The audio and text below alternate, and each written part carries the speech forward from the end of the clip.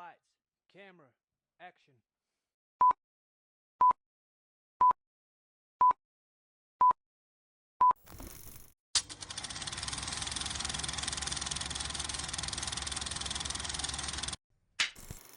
Welcome back, everybody, and today we're going to be talking about the newest horror film in May called Backrooms. So this movie essentially follows a guy who owns this furniture store, and one night he kind of stumbles into this, essentially what is the Backrooms, and pretty much the whole movie is him trying to explore it and figure out exactly what is going on. So like I said in my last video, that May has been this absolute football season for horror movie fans, and we've had just one right after the other each weekend. So, and then last week, Passengers was a little bit disappointing. If you haven't seen that review, please go check it out. So that kind of brought us down a little bit within that, but I was hoping we could end May strong with Backrooms.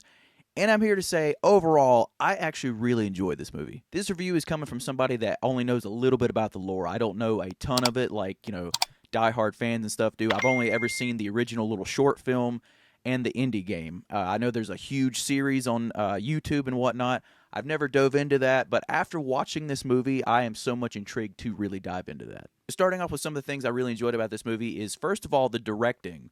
I think this movie is beautifully shot, and I love the fact that this guy is only 20 years old. Kane Parsons is only 20 years old, and he was able to deliver so much dread and whatnot in this movie that I really enjoyed. And I think it's cool that A24 actually hired him to do this, knowing that he is pretty much the mind over the entire YouTube series. So it's cool that they got somebody that actually knew the story and the lore and all that stuff and trusted him enough to actually make this movie.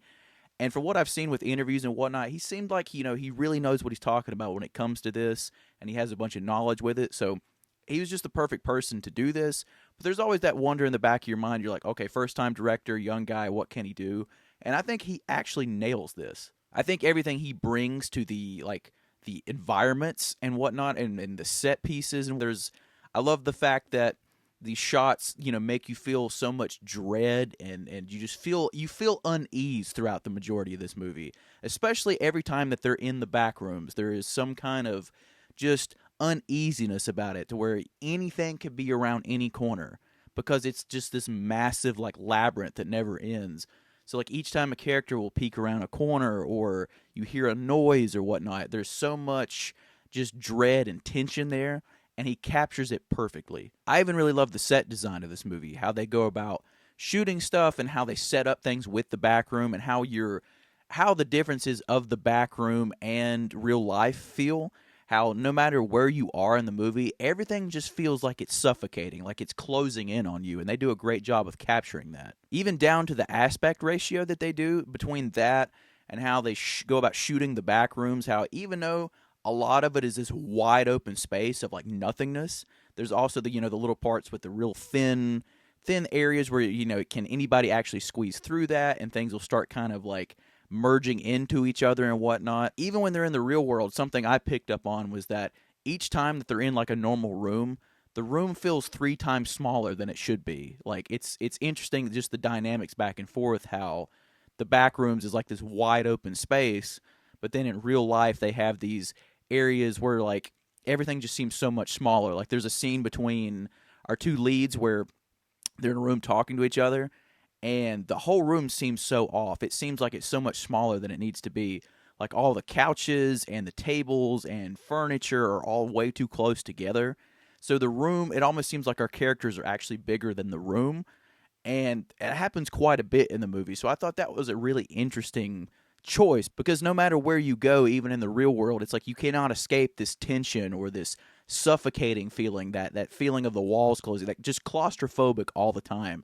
And I think this movie captures that pretty much throughout this entire movie. I think our two leads are really well done in this movie. The acting across the board is really good. Chiwetel Ejiofor is somebody that I've always really enjoyed and really brings something to the table. In this movie, he plays this almost broken man of himself. He's really down on his luck. He didn't really, get to do the job that he wanted to do. And it's the movie kind of takes almost this character study of him a lot of the times throughout this movie. And I thought that was a real interesting. And even though we don't know a whole lot about the character, the way that they go about really kind of dropping these little hints about this character, you're so very interested, especially when they really dig into the psychological aspect of this character.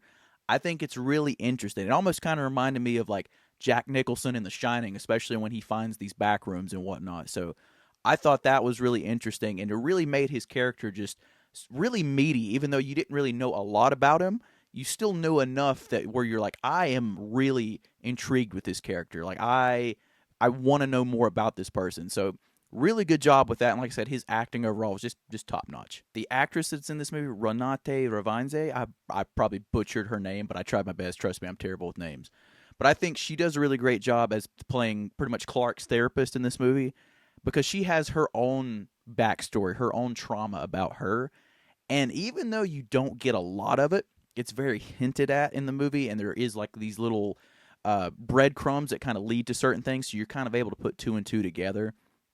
And I really like that, even though it's the same way with Clark. We don't know a lot about the character, but there's something so fascinating there that there's just, you cannot help but to kind of latch into that character to really, you want to know where things are going to go and what's going to happen. So really great job with acting across the board. I think our side characters that we get, they're here, but you don't really, they're just there, so you don't really know a lot about them. But I think they work for this type of movie. But I think the chemistry between the two leads, I think they're really well done. I think they really, work well off of each other. And like I said, just top-notch acting across the board. I want to talk about the sound design and the score for a minute, because they are really prevalent in this movie, and I think they are both fantastic. It's one of those type of scores that you cannot help but for the hair on your arms to stand up, because it is so eerie and creepy. And whatever's going on in the scene, I think it makes it 3 times as tense. Like when Clark is first, walking around the back rooms, checking it out, and that score really kicks in. It is damn near unnerving. Like, it is very creepy, and you're just kind of just locked into it. So the score, I think, is just phenomenal all the way through the movie. The same with the sound design. I love how they choose to do the sound design. There are certain moments where you have certain things that are ramped up, and you have certain things that they choose to keep silent. And there are scenes when, like, certain characters are walking around in the back rooms, and there is just dead silence. You can hear everything that's going on in there. You can hear every fluorescent light that is, like, making a noise, and you hear it so well. You hear, like, every big hum that is going on in the movie. If something is moving around in the back rooms, you hear every bump and knock and everything going around in there. So, again, it brings something to this that makes it so unsettling as you're going through it, to where you cannot help but to feel tension and dread, especially every single time that they are in the back rooms. And I'll be completely honest, this was a movie that I was absolutely captivated by. As soon as the movie started, there's something that happens immediately in the first, part of the movie that I was so sucked in and drawn to this movie that I don't know what it was, but just watching this movie, I just felt so drawn into it. And then especially the scenes where they go into the back rooms, that sucks you in even more. It does a great job of immersion. I don't know what it is or what magic is in this movie, but there's just something about it that really hooks you and pulls you in, and you cannot help but to wonder what is going to happen to these characters. You want to know more about this back rooms and whatnot, and it does a great job of when these characters are walking around in the back rooms. There's so much stuff that's a little bit off or a little bit it's just not natural,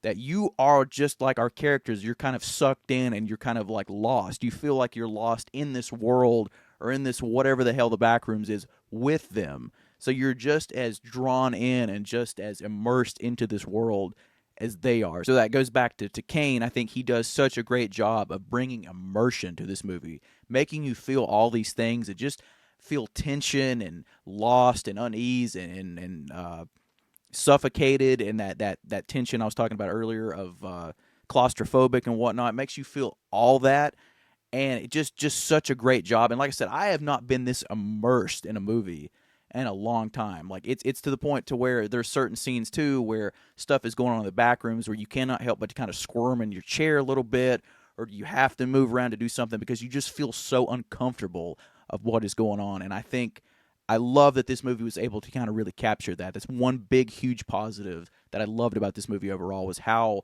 enamored and how, like, just mesmerized I was watching this movie. There is another thing that I don't know how most people will feel, because I know this can be kind of an irritating thing to a lot of people, but for me, in this movie, it really worked. And they really don't explain anything about this movie, like the lore or the backstory. Like I said, they give little hints of it here and there, and there's a little bit of, like, stuff near the end of it that kind of, like I said, hints towards certain things. And probably if you are a diehard fan, you'll absolutely know this stuff already. But I just love how for normal audiences like myself, they leave it ambiguous. They try not to over explain anything, or they try not to give too much away. And honestly, I love that because I already want so much more in this world that it leaves me wanting even more. So that is something for me personally I really appreciate it, but I know, like I said, can be really irritating to a lot of people. But for me personally, it's something, like I said, I really enjoyed, and it worked for me. I also really like the fact that this movie is considered a liminal horror movie. I think liminal horror movies are kind of a unique thing in their own way. I haven't seen a lot of them, I've seen a few, but I think there's just something super unsettling about that. I know for a fact there's tons of like fan made ones and stuff on YouTube of just liminal horror movies, and I've seen little snippets and trailers of those. And there's just something so unsettling about liminal horror, and I think what they're able to capture in this movie, it puts that on display and really shows you all that. The only other liminal horror movie that I've seen is Skinamarink, which I know was not a big fan favorite across the board, and I totally understand why.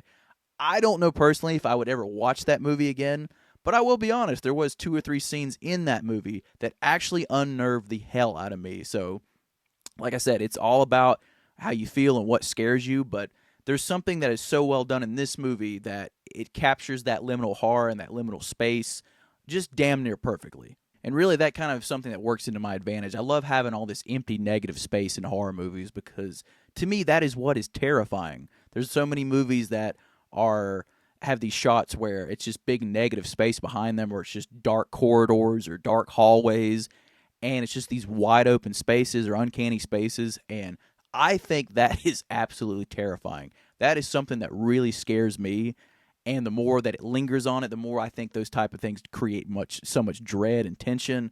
And like I said, this movie absolutely just oozes all of that, and it really captures it perfect. One of the other things I really enjoyed about this movie was the fact that if you've never seen like the web series, or you know nothing about anything about the lore or anything of this entire Backrooms series or saga, whatever you want to call it, this movie does a very good job of making regular people feel not alienated towards it. Like, I walked in not knowing anything other, like I said, than the game and the original short film, and I was able to really follow this movie. Now, granted, there is a lot of stuff that leave it up to your interpretation, but for the most part, easily enough to follow. Like I said, it's enough to where there are a little bit of Easter eggs in there for huge diehard fans, but it's not enough to where, like Five Nights at Freddy's, for example, where they put so much of that stuff in there that it's strictly for the fans, that as a new, as a regular audience member, you won't be completely like lost and you're like, what the hell is going on? Like, they do such a good job of pulling you in, even if you've never seen anything else. So that's something I really appreciated about it. I mean, I've already mentioned it pretty much earlier, but this movie, like I said, there's something about the atmosphere of it, that the tension and the dread is always there. Even like the parts where like he's in the real, or like the stuff is taking place outside of the back rooms, there's still something there that just feels off. Nothing ever feels normal in this movie. Like, even from the beginning, all the way to the end, nothing ever feels normal. There's always something off, which I think is fitting, since when, you go into the back rooms, everything is off anyway.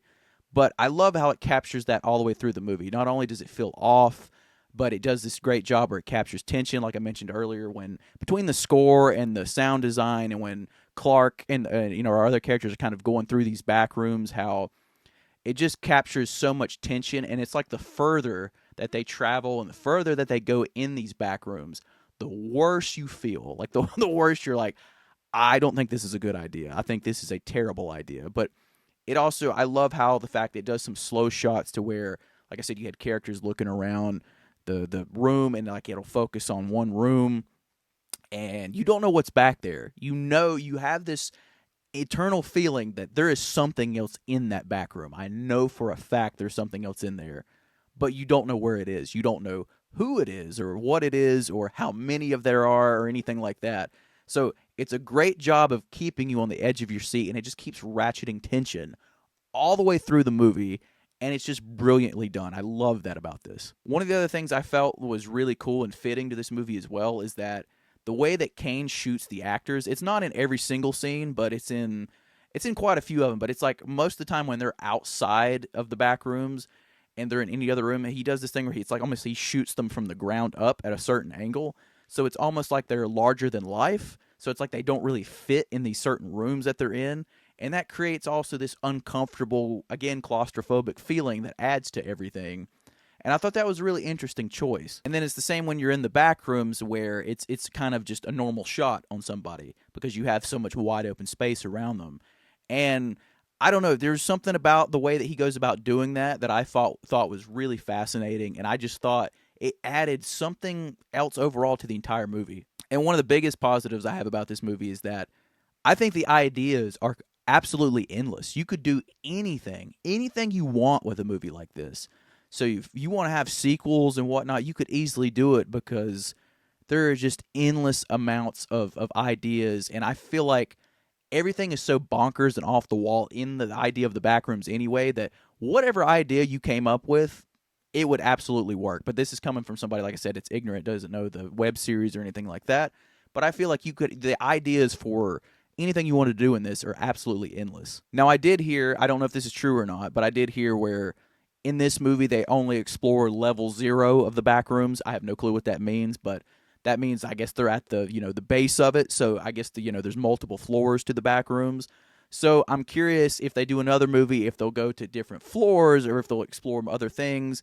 That's just something I'm very curious about, and it's a movie that left me wanting more, which, most movies I'm like, that was good, don't touch it, we don't need a sequel, we're good. This movie is the opposite of that left me where I was like, yeah, I absolutely would love to see more of this world. Now, I don't really have like two maybe negatives or mixed things about this movie, and one being, I don't feel like there's really much of a story here. I don't think there's a real like narrative story throughout the movie. It's mainly more of like Clark really exploring the back rooms and trying to figure out what is going on and what is happening. Now, there is a lot of stuff like psychologically going on with both of our characters that I feel really adds to the story, so it kind of makes up for that, I feel, a little bit. And it's the same for me where I was so drawn in to everything that was going on, and I was just as curious as like Clark was, that I kind of was able to overlook that. Like that never really popped in my head really until the end of the movie because I was so on board with what was happening. Normally with most movies, I'm like, there's no story here, so what was the point of this? But with this, everything that they were trying to explore, not only with the psychological side of the characters, with everything they're exploring with the back rooms, I think they did a really good job of keeping things interesting enough to where, like I said, I was completely hooked into this movie from the very first frame. Now, on the other side of that, which is probably more of a negative, I feel like once we got to the third act, it almost came to a screeching halt. There is a scene. Now, I think it is very interesting what they're trying to go for with that scene. I think it's very interesting how they introduce a lot of this really creepy, unsettling imagery throughout it, and they like explore this idea of memories and whatnot like that. I think that whole idea is really well done. I think all that is very interesting how they were able to really kind of dive into that. But with that being said, I feel like that scene in particular, like I said, really brings the film to almost a screeching halt. While all that stuff is going on and interesting, there's just something where it really slows everything down there. We're coming from somebody that was so fascinated by everything that was going on, especially in the first two acts. Like, I felt like the first two acts were just moving like this, and it was just something that kept going and going and going. I feel like by the time we got to the third act, it's a lot of up and down. Like, you get to the scene I was just talking about, it kind of slows it to a lull, almost to a screeching halt. Then something will trigger it back up where you go back up again, and then, then more stuff happening that pretty much ends the movie. It's kind of in a slower, pace or whatever, which is fine. But when you have an entire movie that is so built up on just moving constantly, it's kind of almost like a whiplash moment. So I just wish they were able to kind of keep the same pacing that they had for the first two acts. But nevertheless, none of that really ever made me feel a certain way about this movie. Even though I felt that way about the third act, I still think overall it was a really good movie, and it's something that I really enjoyed. Honestly, I am very curious how diehard fans of the Backrooms really feel about this movie. I want to know how they feel about how they did certain things or how they choose to go about the entities or whatever that are in this particular version of the Backrooms or whatever. Because I know with the game, there's all kinds of entities and creatures and whatnot. So I'm curious to know how really diehard fans of the Backrooms really felt about this movie. So this is a movie I would say absolutely go and check it out because it is totally worth your time and money. It is a really fun time at the theater, and I think it's going to do really well. And it's got that really haunting, eerie vibe, and it is something different. It is something original, and I just think it's a damn good time. And like I said, even though I felt the way about the third act, I think overall this entire movie is still really solid. So I'm happy that we ended May on a high note, but I am sad that it's over because I really enjoyed having these, horror movies back to back to back to back. It's been so much fun, so hopefully we can get another month like that in the future. Just something I really enjoyed. So I'm glad that we bookended May with a high note, and I'm glad that for the most part, May was a solid month. Like I said, the only one that really let me down was Passenger, but for the most part, May was a really solid month. Oh my God. Pull me up, pull me up, pull me up! What do you see? But thank you, everybody. That is my review for Backrooms. If this is the review that you're finding me on, please come over to the channel and check out all my other 2026 reviews so far. I'd love to have you over there. And I would love to know if you were a diehard fan of Backrooms, if you've seen the web series and whatnot, what did you think of this movie? How did you feel about certain parts of it, about how they did certain things? I would also love to know if I was going to dive in the web series, where should I start? Where should I start? How should I go about watching it? Because I am very curious about checking that out now. But please comment below and let me know all that stuff. And as always, please remember to like, comment, and subscribe. That way I can see all of you in the next one. And thank you so very, very much.